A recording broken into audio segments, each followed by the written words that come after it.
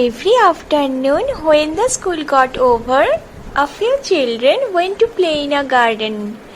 The garden was the most beautiful garden they had ever seen. It belonged to a giant who had not been home for a while. The garden was large and was full of lovely soft grass. The flowers bloomed here and there over the grass. There were 12 peach trees which bloomed beautifully in springtime. The blossoms were pink in color and seemed like pearls. And in autumn, the trees gave rich fruit. The birds sat on the branches and sang happily. "How happy we are here!" the children would scream happily. Then one day, the giant returned. He had gone to visit a dear friend who lived far away.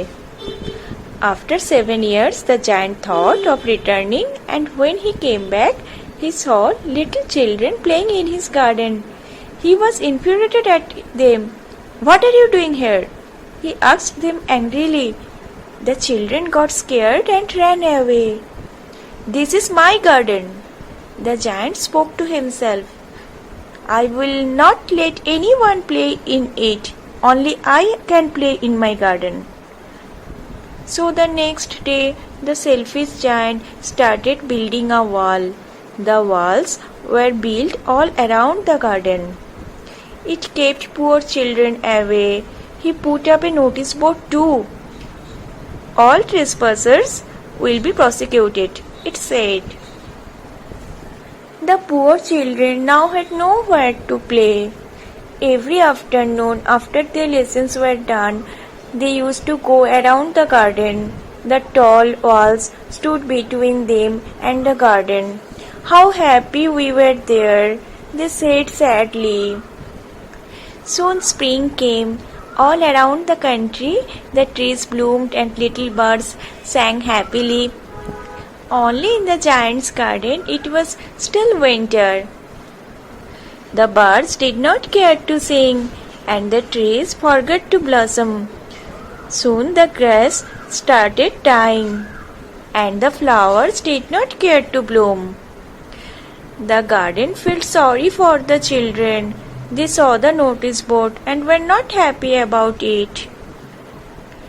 Snow and Frost were the only ones who were pleased with all this. "Spring has forgotten this garden," they exclaimed. "We can live here all year long." The snow covered the grass with a white blanket, and Frost painted all the trees silver. Then they invited the North Wind. He blew and danced around in the giant's garden. "This is a good spot. Let's invite Hail too," suggested the North Wind. So Hail came, and he rained relentlessly all day long. The giant did not understand why spring won't come to his garden. He sat at his window every day, looking at the sorry state of his garden. "I hope the weather changes soon," he prayed. But the spring never came, nor did autumn. The snow, the frost, the north wind, and the hail were having a merry time in the giant's garden. And then one morning, when the giant was still in his bed, he heard a beautiful melody. He thought the king's musicians were passing by. The giant did not realize it was a linnet. He had been so long since he had heard a bird sing that he had almost forgotten how they sounded. And then the hail stopped, then the north wind, and soon snow and frost were gone too. The giant could smell the flowers blooming. "Spring has finally come," he said excitedly. The giant quickly jumped out of the bed and ran to his window. Outside his window, he saw his garden alive again. Through a hole in the walls, the children were crawling into the garden. The giant ran out into his garden. Upon seeing the giant, the children ran away. Except one, a little boy, he had been trying to climb up a tree in the furthest corner of the garden.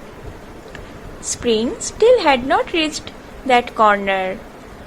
The north wind was still blowing at full speed.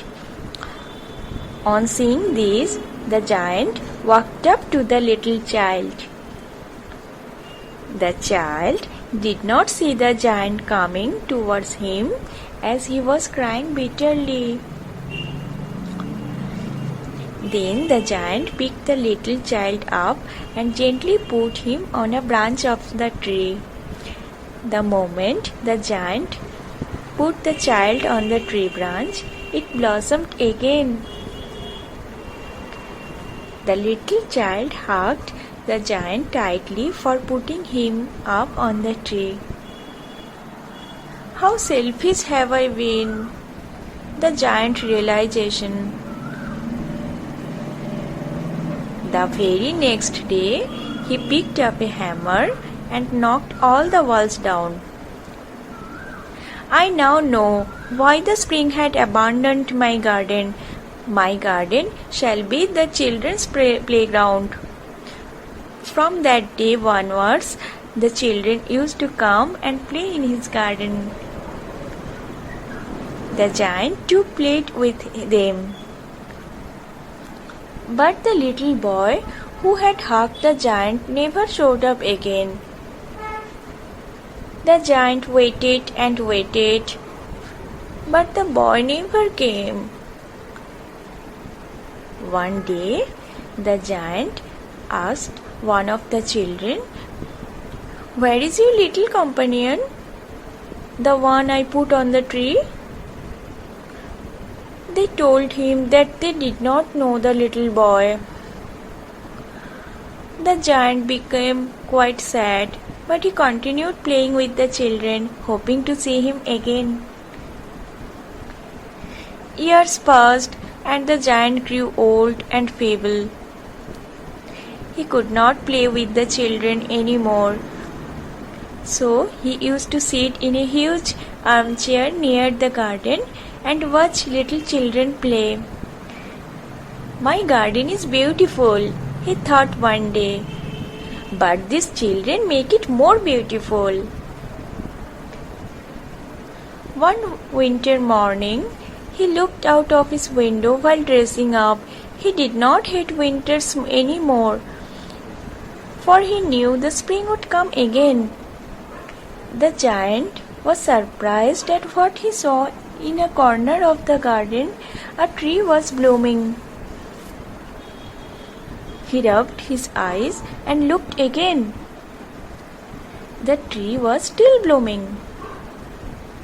It was covered with lovely white blossoms, and golden fruit hung from its branches.